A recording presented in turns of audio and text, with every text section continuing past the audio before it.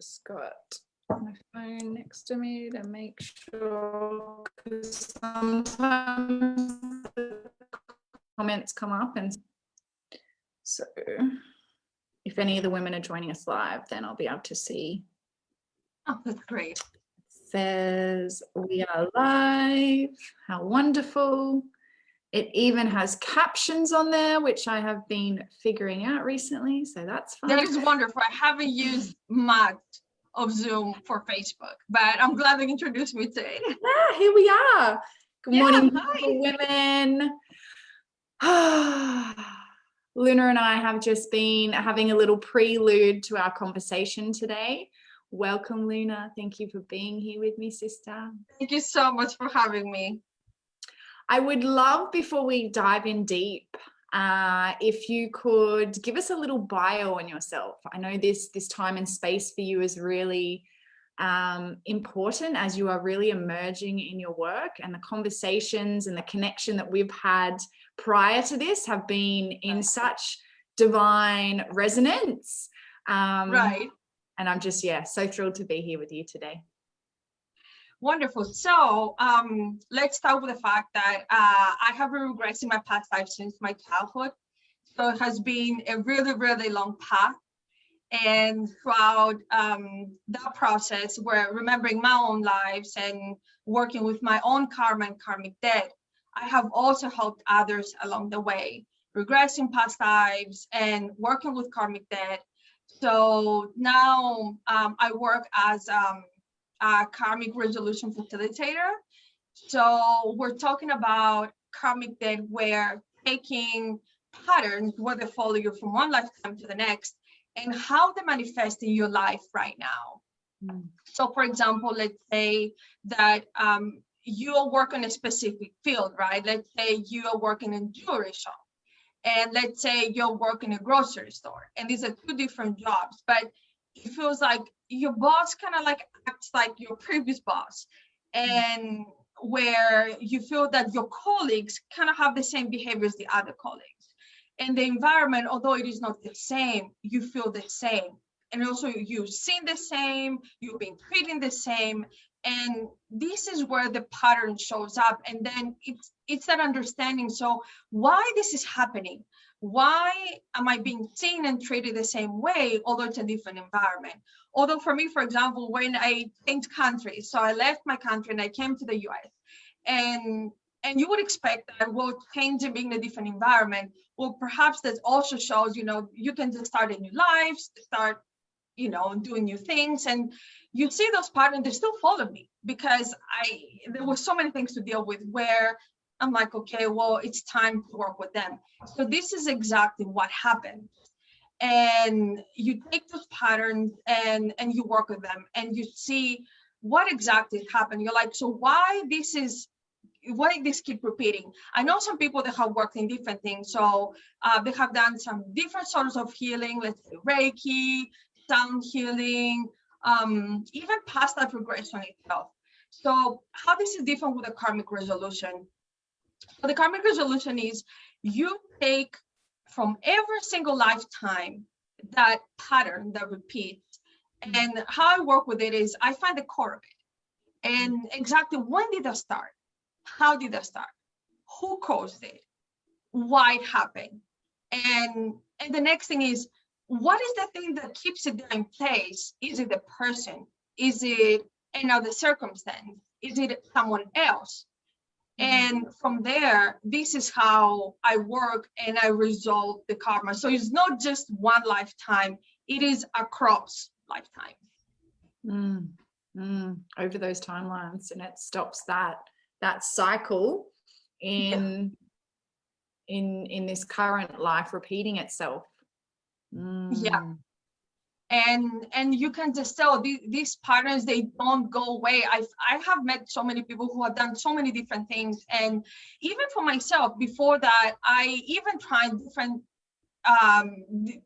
healing methods, but it's not about healing. It's about understanding and acknowledging that part of yourself. And the most important is that karmic resolution is shadow work. So when you're dealing with patterns in this lifetime, first of all, you say, okay, so who caused that? When did it start? How did it start? So the first thing that you do, you go back to your childhood and you say, okay, was it my mom? Was it my dad? When did it happen? How did the situation unfold? And so then you start working on that limiting belief and whatever caused the situation. So now imagine that karmic resolution is that shadow work across lifetimes and across time, literally. So you take, because what happened in your childhood in this lifetime, it has happened in your past lives. And this is repeating again and again till you find what exactly caused it and why and how.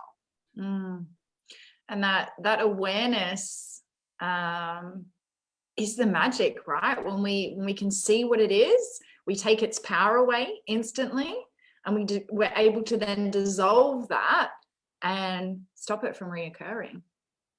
Yeah. So the most important is when you find a pattern, you don't. I know many people try to push it away, so they're just like it's the same as shadow work. So let's be honest, who really wants to blame their parents? No one. But I've met many people who say this happened to me, but they won't say, so my dad did it, my mom did it, or my older sibling, my uncle, my aunt, my grandpa, my grandma.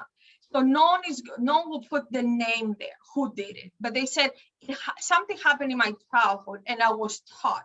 So the moment that you associate the name with the circumstance, it is when the healing starts. And it's the moment where once you do that association, you admit that you are a victim. And it's not a good feeling to feel like that. And I do know that there is a situation where you can be in that pattern for quite a long time where you victimize and you just want to like, oh, this happened to me. But once you put the name and you understand that you actually are the victim and you don't repeat that. So it is when you're like, well, I was a victim because I was a child and there was nothing I could do about it. I was innocent. I didn't have the right tools to get myself out of the situation. But now I'm a grown-up man, I'm a grown-up woman, and I can find the right tools to work with it and get me out of it. So it's taking that energy of victim and then stepping into sovereignty with self and taking ownership for that, naming and reclaiming. Yeah, beautiful. Which is so empowering, right? Because like we spoke about before, the parts of the shadow, like the parts, it's duality. We need both. We need to be able to ascend in the light, but to be able to even go there, to be able to clear and to resolve what's in the shadows, it's needed. Otherwise it's bypassing if we're not really addressing those things, because they will come back.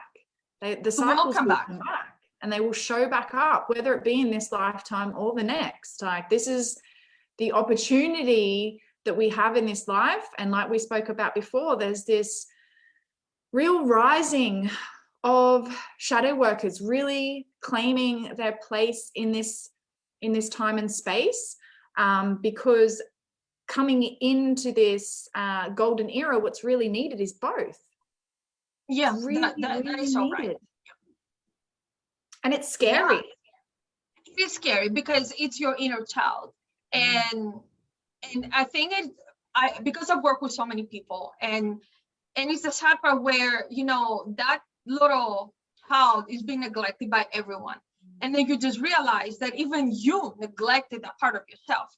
And there is that, it's overwhelming for the first time when you connect with your inner child and you see like crying or just sometimes just being silent, just looking at you, just like, why did you forget me? Without even saying a word, you can just feel, that it's so overwhelming, and you feel guilty. And I know that some people take, they need the space before they reconnect with the inner child because there's so much guilt in that. Because they said, well, I was, whatever happened to me as a child, but I never took that time to reparent myself. It is so very important to do that. I feel like we need to be really ready for that as well. It's not something that we take really lightly and like, oh yeah, I'm gonna dive into inner child today and just clear that stuff, you know, like Yeah. to really acknowledge what has happened and to be able to be in a place of compassion for self and also compassion for the other person, should there be another person in the situation. If there's still denial, then it's really hard to get to that place. And then we become really hard on ourselves because we're like, why can't I get there? You know, why can't I move through this piece?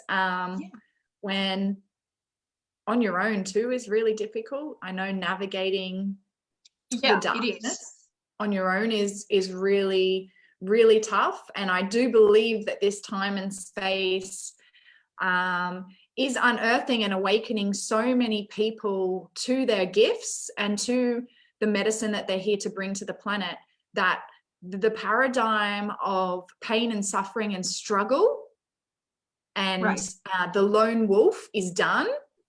Like now is the time to come into full responsibility and sovereignty of self and open our eyes to the opportunities that are around us to clear and transform the shadows into the light, and to not have to do it alone.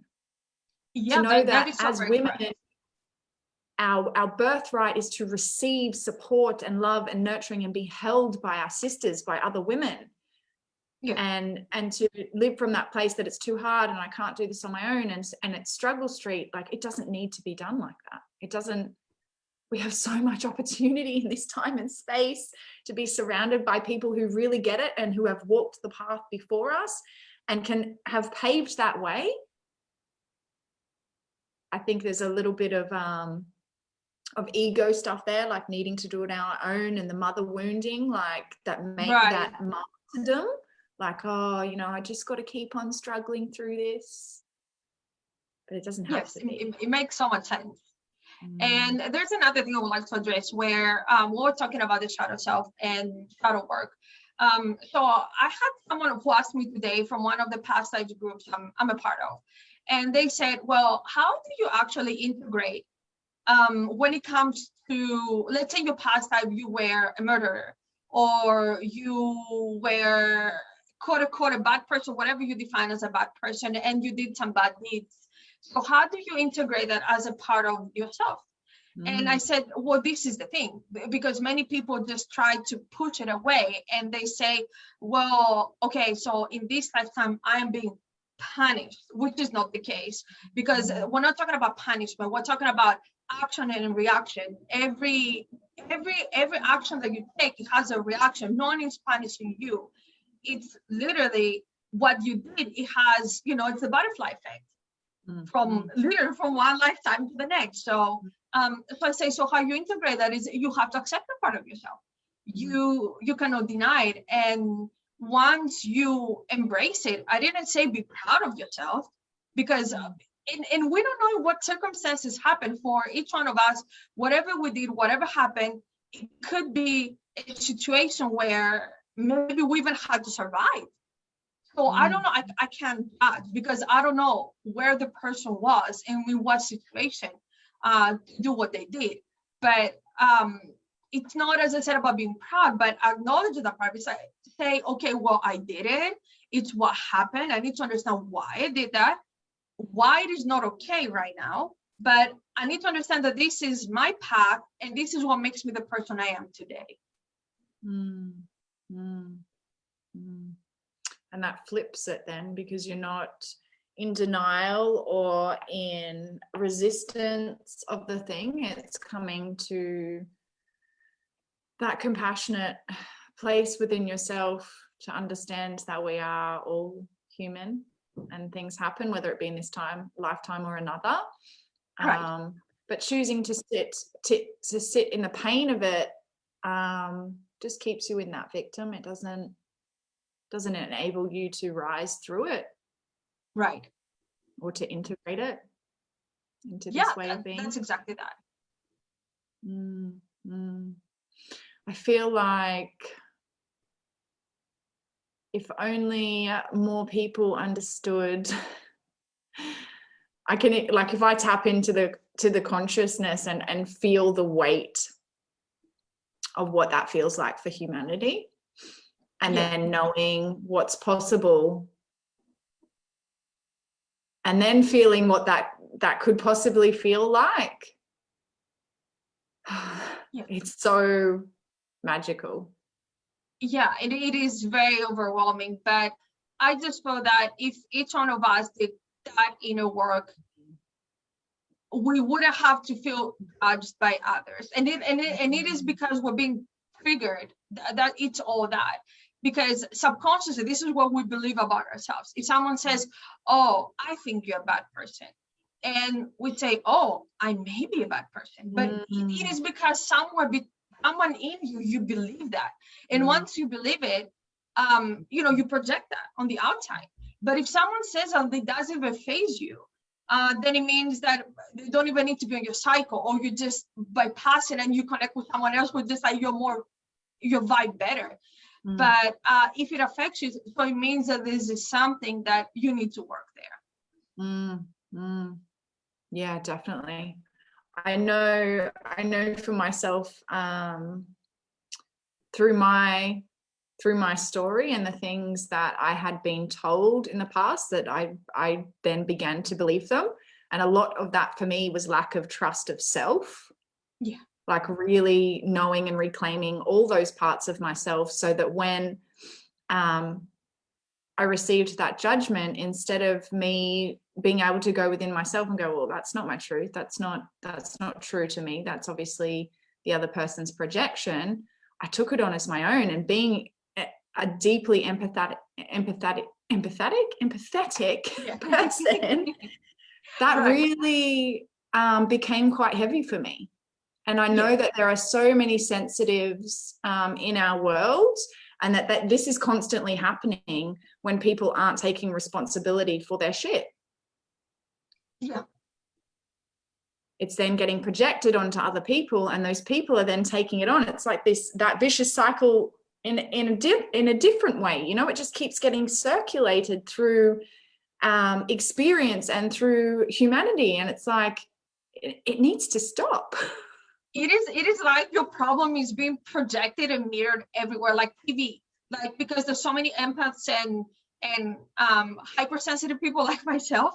And if I take a problem of someone else, then I just literally play it like TV, someone else, and someone else will be someone like me. So they just receive that. So this is why I also feel there's all the drama and, all that energy, as you said, that is circulating. It is because of that. It is because the empaths and the hypersensitive people, feeding it off that. Yeah. The fear just keeps getting fed when we don't acknowledge and take ownership. And also, it's another thing, because they say, well, that the collective consciousness and subconsciousness and unconsciousness now think that all these shadows, if we have a collective unconscious, imagine now the shadow of all the collective, all the stuff that we're putting away, it becomes that one big shadow that represents all of us. And what is exactly the thing? And I just feel like it hasn't really been addressed. It actually just came right now while we're talking about it. It's also, for me, the first time that I acknowledged that. But I think this is actually true. If we have a collective consciousness, we also have a collective shadow. 100%. And not that I'm going to feed into any conspiracy right now, but what's happening in our world is a beautiful reflection of what manifests collectively. It is. And to it know is. It's what is being pushed away and what is being not dealt with. It's being projected, and this is because this is how we are taught not to take responsibility for our problems. And whatever we're being taught from our family and close relatives, just to go with the program, literally go with it and just don't question it because it's comfortable to be there. Yeah. But what happens when you get out of your comfort zone? You grow. Right? Yeah. And I feel like, I know definitely in the circles and communities in which I operate within, that this, even reflecting back to the book that I have recently contributed to, the sacred disruption that is really being called for right now, is this time and space is ready to be dismantled and to be shaken up. And we know that, through transformation, when these things become disrupted and the foundations get shaky, things that are not in service of the highest good fall away. So what we're left with is something that's really supportive of humanity and evolution and the individuals in this life. But we've got to go through that uncomfortable and that rebirthing stage to be able to let go of what is no longer in service. And that's why for us women it's a little bit easier because we're going through our cycles. But then this is the death and rebirth. So we are experiencing that. Even if how it is, it's like when we're on our sacred days, we cannot ignore emotions, we cannot ignore problems, we cannot ignore any of that. It's just, even if you haven't dealt with it throughout the whole month, they're just gonna show up those days. And you have to deal with it. Yeah, I find that a lot of women that I work with that experience discomfort and they experience dis-ease within their body around their reproductive system. It's the repression of those things. It's the lack of acknowledgement for those things, and not by any wrongdoing of their own. It's just what they'd been taught and what they had witnessed. But just to know that it doesn't have to keep being that way, and that we are so full of opportunity and information and reflections. Like, the internet has created this fabulous tool that we're able to connect with people from all walks of life and all parts of the world that may introduce and show us reflections of self that we didn't even know were there. Right. And I also feel that at this time, I know about COVID that it made us, isolate, and we have felt it, I guess, more here in the US, India. I know people have felt it a lot. No, you guys not as much in Australia, but we have felt it here a lot, where there's a lockdown, you're not allowed to go out. But within those 2 years, it is when there was a massive awakening. Even if, like, there was that unfortunate event where it made everyone stay away from the distractions, so people wouldn't just go out to let's say unwind and just go out and go to the bar or go to a restaurant with a friend. So they just had to stay home with their emotions, their problems, their shadows. So everything was just there. And that process is either it makes you or breaks you. And it is when I've seen so many people awakening because of that. Yeah. And I think it's important to look at that as an opportunity. I know it's not something that we would have chosen for ourselves as a human race, but it's happened, and it is that opportunity to really come back to basics and to foundations, and to choose what we move forward with and what we leave behind. Yeah. That is so very true. And I so with people I have talked to, and even at this time I met so many incredible people I would have never met before COVID. And it is, and the feeling when you feel like, okay, I think I'm a lone wolf right now and I'm just all alone. Then all of a sudden you see the beautiful community of people and the understanding, oh my God, I am not alone. There are others like me. Yeah. And it gives so much hope. Oh, and I really believe that we are coming back into the opportunity of unity over separation.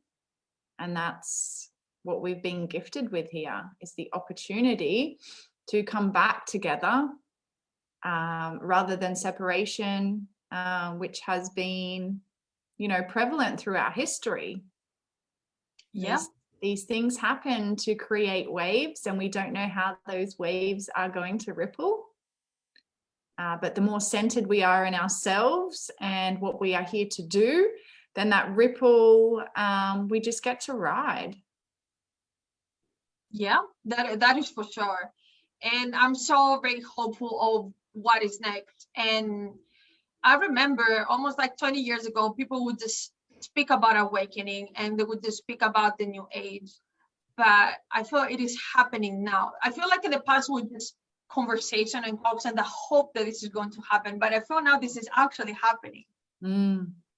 Yeah, thank goodness. Like Mama Gaia's been screaming for this for so long, and it's like she's going to start taking things into her own hands quite dramatically if we don't start listening. The balance. Yeah. That we so crave, yet I feel like a lot of people feel it's out of reach.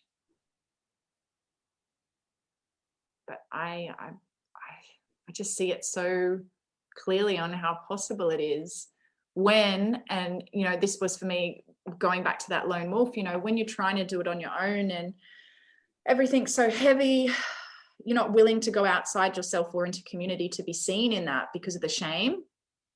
Yes. Not being able to handle it on your own. But God, what a difference it makes to be surrounded by people that are willing to go there and to have those tough conversations and those uncomfortable conversations to create space for healing and light and shadow. Yeah, that's true, because I just feel that mentality is very, I guess I would say, masculine energy mentality, you know, that ego, the pride, where because I mean all of us will have those masculine and feminine energies, but this is, if you were taught, you know, as a child, like from your dad or your grandpa, that this is what, you know, the masculine energy operates, where you feel that, oh, this is my pride and my ego and I'm the lone wolf and I'm doing everything by myself. And it is the woman who wants support and she asks for support, but it is not that. So I guess those who have those more, I guess, masculine energies ahead and they're more prominent. So for example, like sometimes for me, I feel those, I'm quite imbalanced, but sometimes even like from my astrology chart, I have so much fire and so much air, which is like very masculine energies.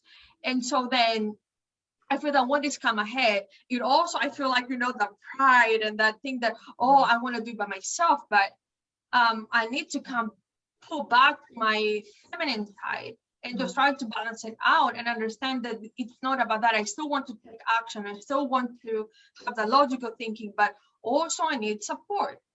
I am not alone. And no one else is alone. And I feel that lone wolf mentality has created all the separation between all of us, because we were taught that, yeah, you can survive by yourself. You don't need anyone.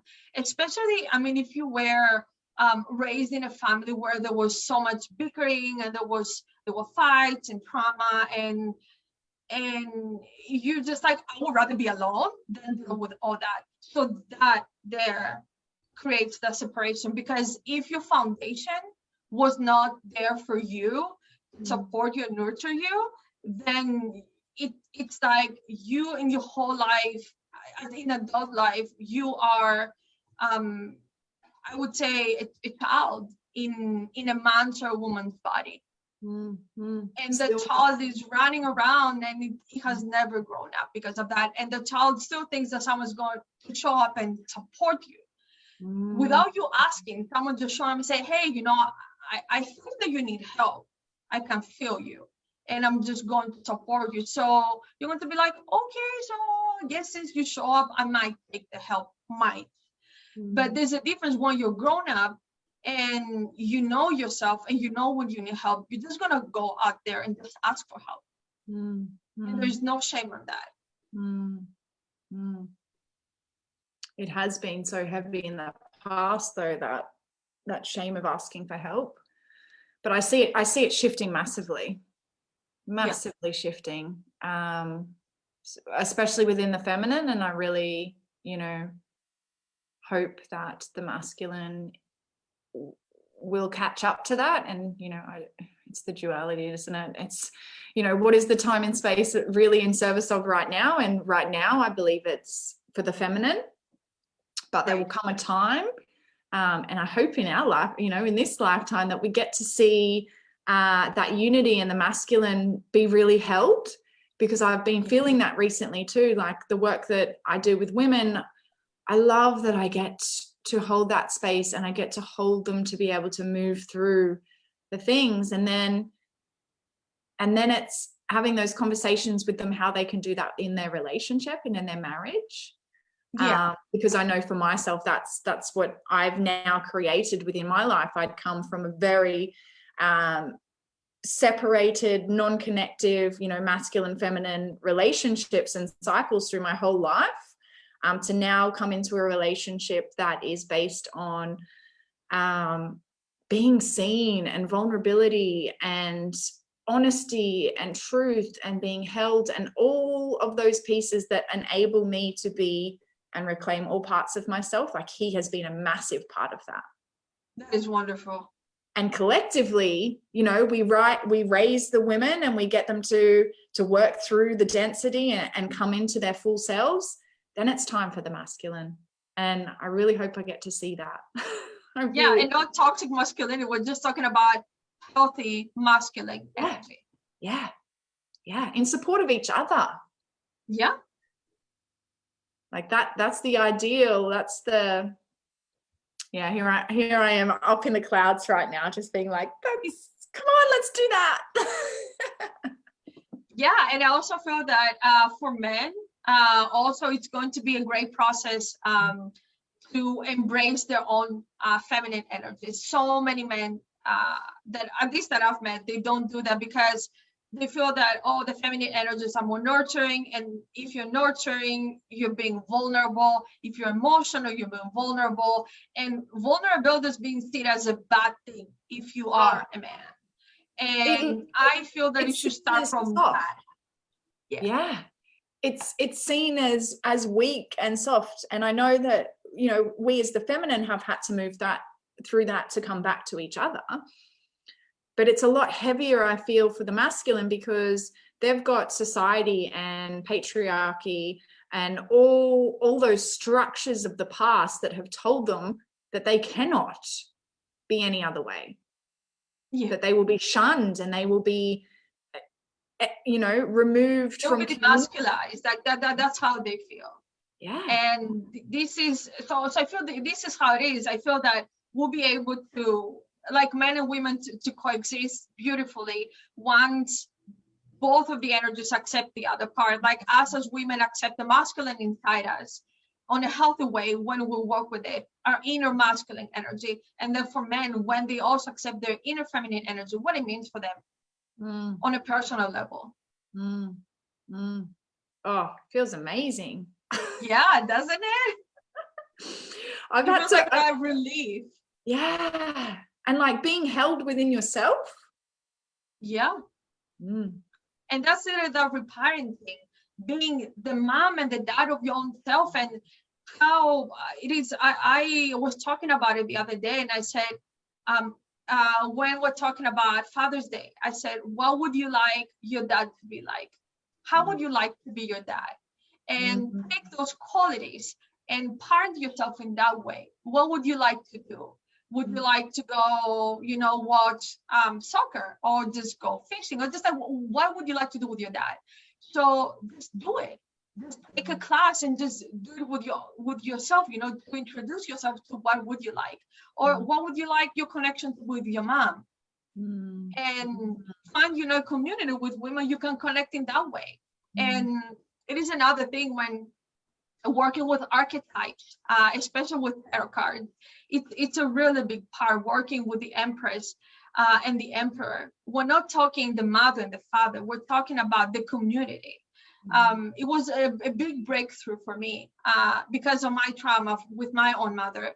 The Empress was a big trigger. I couldn't work with her, and then I understood that the Empress is a sisterhood.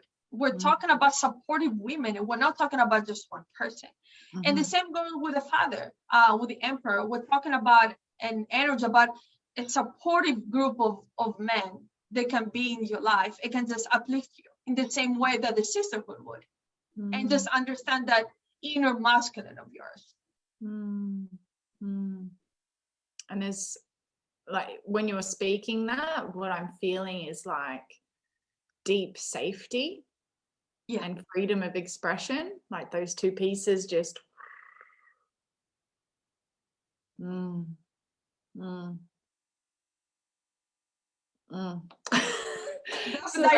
feels like really, you feel like that the sense of home and the village, the village, like that community, and the supportive environment that, if you don't have your mom and your dad the way that you want them to, you can still create a community of people who still have the masculine and feminine energy. They can still support you on your path. Yeah. When we commune those pieces within ourselves, they show up in our physical world. Well, I do believe, from my experience, cultivating that within self first is the permission for it to manifest outside ourselves. And that's, that's a choice. If that's what we choose, that is correct. And we come to a place that we remember that we are deserving of that and we are worthy of that. Right.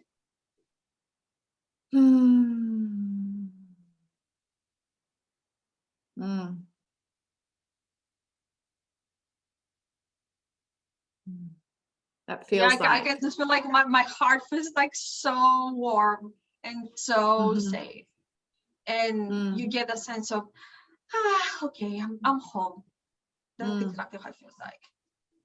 Absolutely. And I feel this is so reflective of my journey, the polarity, having no safety or no space for expression within self, within relationship, within community, and then going through all the darkness and then coming to my reality now, where everything rings true of my self-expression and the support and all those pieces here in now. Like, I even look at my beloved and his friendship group, and the energy that those men hold is safety and security and freedom and vulnerability. And to me, that's not soft, that's fierce, and that's sexy, and that's wholesome, and that's grounding, and that's nurturing. And I honestly didn't believe that was possible. Yeah, I mean, that is true, because since we were taught like that, it's so difficult to get out of that mentality. But as you said, once we embrace those energies within, and we understand how we want those energies to work within us, and the way that we reparent ourselves, we project that on the outside, and people just understand. It's just, as I said earlier, about also me as a woman, as I said, because I have all these, these, even from my astrology chart, these strong masculine energies. Sometimes I come as very assertive, and then some people just say, oh, that's not how women should be like. And I'm like, no, this is how the energies are. this is the masculine and the feminine. I can be feminine, I can be masculine, but that doesn't make me less of a woman, you know? Yeah. Yeah. When we were speaking about earlier around the shadow and the light and how it's all needed, and I was speaking into the piece around our cycle, even, you know, there's half of our cycle is internal energy and half of our cycle is external energy.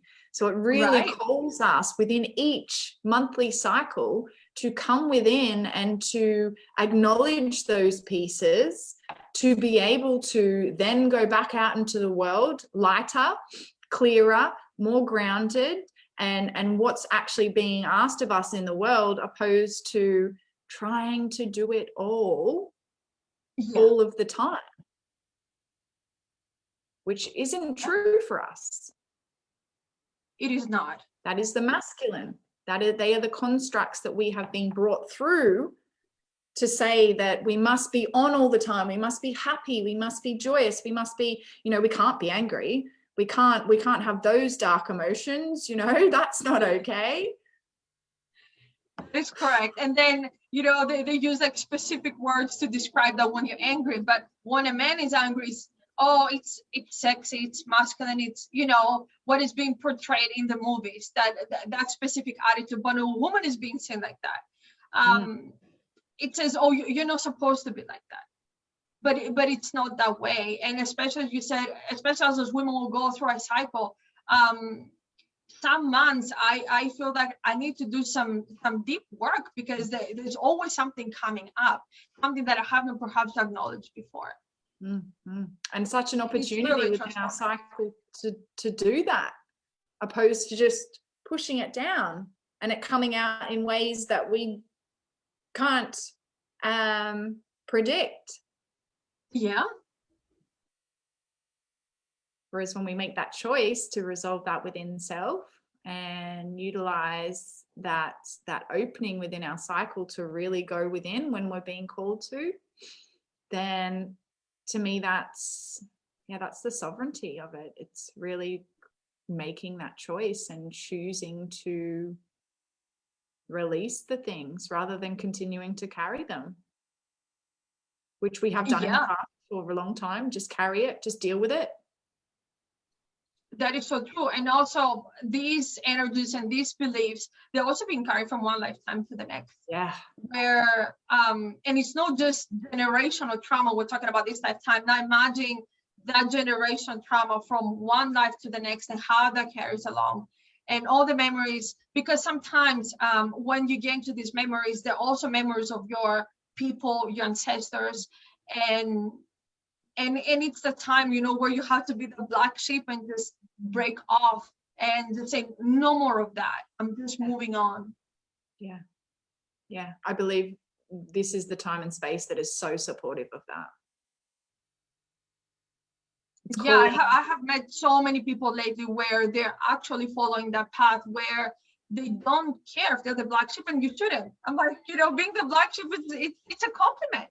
Yeah. Because you're not repeating the mistakes of your family. You're not repeating the mistakes of your ancestors with all these things that kind, you know, from all your past lives as well. It's a time where you say, I put a stop into that. And I don't ignore you, and I don't say I don't acknowledge you. I do understand your pain, your trauma, everything that you went through. I honor you, but I don't want to follow this anymore. I'm just doing my path right now. Yeah. That's so empowering. Just to know that there's a choice, that it doesn't have to keep continuing. Yeah, I just know that the biggest fear of people is literally just cutting off their family. And it can happen. Let's be honest, it can happen. Yeah. And it's not something that it's illogical, because I mean, sometimes people keep, you know, the connection, the relationship with their family, because, well, they're like, well, it's my family, you know, I can't not talk. I mean, it makes no sense. But though the trauma that you went through, does it make sense? No, it doesn't.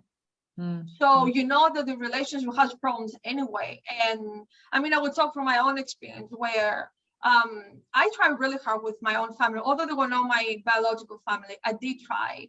I offered, to work with them and go to council altogether. And I just say, I'm just gonna put my head forth, and I'm just gonna say, I'm gonna take my monthly paycheck, and I'm just gonna support you guys. Gonna go all together, then just figure it out. And once you take the step forward, you just they have to meet you halfway. So if they pull back and they say to me, no, they said, what are you talking about? We are fine. They said that, just like, you're making it up. Our family is fine. So it must be someone in your head. So I'm like, okay.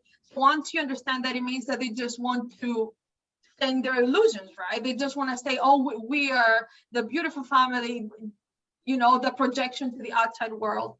And when they don't want to meet you halfway, it's just you alone. If you think about it, because you cannot just be dragging you and them trying to heal. Like, no one should be forcing to healing, if they don't want to follow. You just need to think of yourself, what about me now? Because if you made that move and then you offered to to your own family, it's like, okay, well, how about we work it out together, and let's just figure it out. And they don't follow up, then it's time to do you. Let's be honest. And if anything, it's a beautiful permission piece, because the two choices there are, like you said, to try and drag them through and just to deal with the current situation, or for that little bit of space for you to say, right, it's my time now. This is what I choose. Yeah. And I just have met also other people who are saying the same thing. They're like, oh, I keep trying to make sense to my mom. I keep trying to make sense to my dad or to my siblings. I'm like, you just can't. Because if someone has their own beliefs and you just keep nagging and you just keep telling them, and they just brush you off, or you have a fight, and then this keeps repeating. So where are you going with that? You're going nowhere. This has become a cycle. And there's no healing. It's just a repetition, and then there's more anger, more frustration, and it becomes toxic. Yeah. I've just had a look down at the comments, and Beck and Leslie were on live with us. So hello, ladies. Sorry. Hi. We're like deep in conversation. Beck is saying ancestors carry trauma and we can resolve it for them. They want us to. And this is what I love about being able to work with spirit, is to be able to work and clear those lines of the past within myself, and then setting free those cycles within my family. Sometimes we expect to go to the person it's about and to have that conversation and expect them to come halfway and to do the work with us. But if we can't be met there, then the responsibility falls back on us, not to just go, oh, well, they didn't do it, I'll go on to something else. No, go deep, right? Call on the ones that have come before us, and the ones that are present with us, that are willing and that are here to support that shift, so those lines can be cleared. Yeah, I do believe that, and that's the same work that I do. It starts with a point: forgive yourself and say, I didn't know better, I couldn't do better at that time, I tried. And there's nothing wrong with trying, but if you try too many times and let's say keeps going, some people going for years, don't do that to yourself. And find a way where you can, as you said, access that ancestral healing and move on and say, I don't want to be that toxic cycle anymore. And you once you make the choice, you will also find the right mentors and the right people on your path who are going to assist you on that. Yes. Yeah. Once you come to that place within yourself, like choosing that is such a profound thing in itself, but then to open yourself to receive those next steps on the path to doing that, like we have everything we need around us within our field. It's just yeah, another choice piece there, isn't it? Right. Choosing it. Mm. Mm. Mm. It feels like quite heavy and a lot of responsibility sometimes to choose it, Yes, to it really does. choose it. But I know what the other option looks like. And it looks numb and disconnected and nothing what resembles myself or my soul. Yeah. And that isn't an option anymore. It is very pretentious. It just, because you know that it's severed already, the relationship. And it's just for, some people say what the world is going to say, what the family is going to say, what people are going to say. And that relationship is just for that anymore. It is not for your own good. And you should be just working whatever works, whatever is best for you and your highest good. That's how I see it. Yeah, absolutely. Because it then it's going to positively feel like disowning, that you've been disowned by your generation. But I mean, if you have already chosen your own path and you're not aligning with it anymore, then let's say that emotionally and mentally you have already disconnected. So the only thing that is missing is the physical part. You're kind of like half, one foot is out of the door already. Yeah. It's time to move the other one out of it. Yeah, and then that's coming back into alignment with the path and the choices or the vision of what you see and know to be true.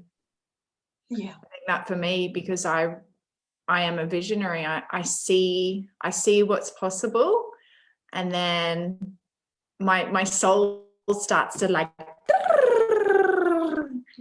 this is possible, this is a thing, this is what we can do. And I know that when that happens for me, that things start to open up, right, and they start to present themselves and people start to present themselves, and it's not hard like it used to be.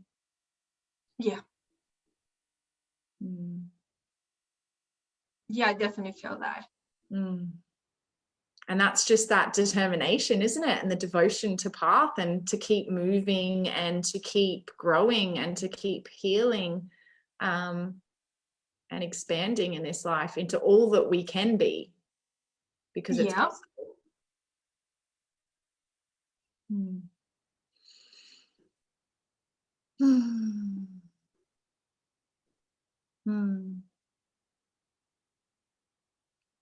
Oh, I lost her. I wonder.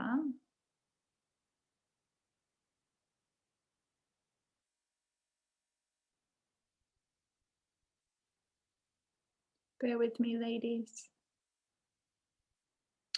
Maybe it was my deep drop in to my center.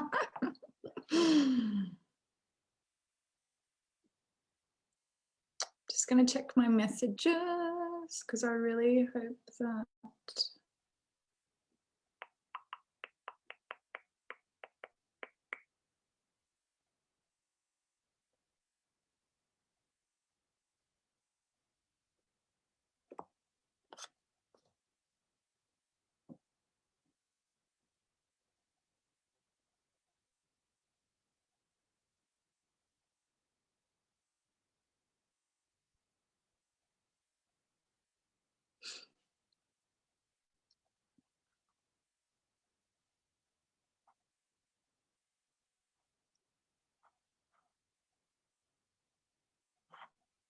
Still says live. I don't know what's happened to Luna, my darlings.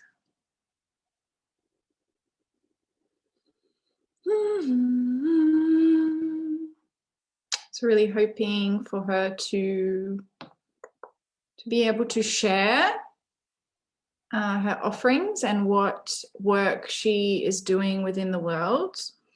For anybody that is in a space that desires to go deeper into the shadow self and into karmic resolution within past lives,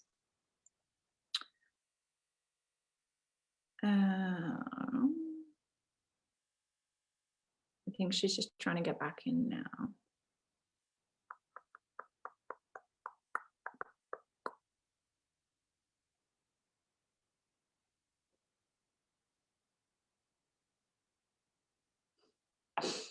We did well to get to nearly an hour without anything technical happening.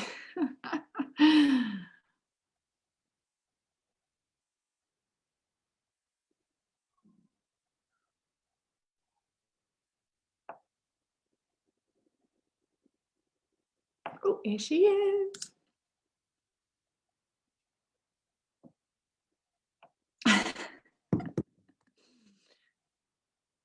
I was just, I just kept talking and I was like, all right, so there was like Windows updates and then it just like restarted. How bizarre. So I had to grab my iPad on that. I'm so sorry. It was That's like okay. so odd. I was like, we did well to nearly get to an hour without anything technical happening. So you know how Windows updates are. They can just cut you off anytime and just like restart the laptop. I had no clue. I was like, because I was dropping right in and allowing all that to wash over me. Yeah, and I was like closing my eyes, and all of a sudden I heard the sound and I'm like, what happened? All perfect, my darling. We will wrap up here, but before we end, I would really love if you could please share with us what you're currently offering and how the women can connect with you.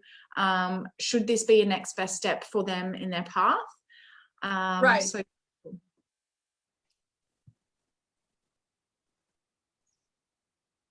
right. I just tried to put a little bit of volume. I was fixing it. Never mind. So yeah. So are we going back to the live to continue? Yeah, it's still streaming. I still was just talking to the women. Okay. Yeah, because I didn't know what happened. So yeah. So talking about all the karmic stuff from the past life to this lifetime, and as we're talking about, you know, the masculine and the feminine, and how these energies have emerged, you know, from our past lives till now, and how they have affected in our childhood. As a karmic resolution facilitator, I have helped many individuals through the path, and it is not just, you know, just past life regression. We're just talking about the connecting line between one lifetime to the next, to find that, you know, one pattern that has created whatever you're experiencing in your life right now in any form. It could be your love life, it could be career, it could just be unexplained fears, even recurring dreams, nightmares. So anything that has a specific pattern, and you have tried anything, you know, it's not working, you can just reach out to me, either my personal profile, you can just reach out to me to my to my professional page as Luna Dawn. You can also access my website at Luna Dawn Past Life Tarot at wix.com. We'll just post the links one way after the live. But that's where you can reach me. And then I also have lots of material. There are articles that you can read about past lives, reincarnation, how karmic resolution is related to shadow work. And also because of that, I have worked with shadow work. I have also a free ebook with the major arcana cards and how to work with fears. So any of people go to my website, they can just click it and access it. And also whoever wants to remember their own past lives, I have also created another ebook where you can read it for free with Kindle Unlimited. And it is called Unlock Your Past Lives by Accessing Your Childhood Memories. And you can actually, I have like a very easy method where you can just use your tarot cards. You can work with your childhood memories, and then you can find your past lives. Oh, wow. Beautiful. Beautiful. Yeah. Tons of opportunities there, beautiful women. to dive deeper into the past, and yeah, just having those free tools there on your website is a perfect next step. Should you be ready to go to the depths, please reach out to Luna. Thank you, darling. Thank you for being here with me. Thank you so much for having me. Thank you. It's been an honor. Please put any comments in this post, and Luna will put all her contacts and email in this post as well, for you to be able to connect with her. Right. Thank you, sisters.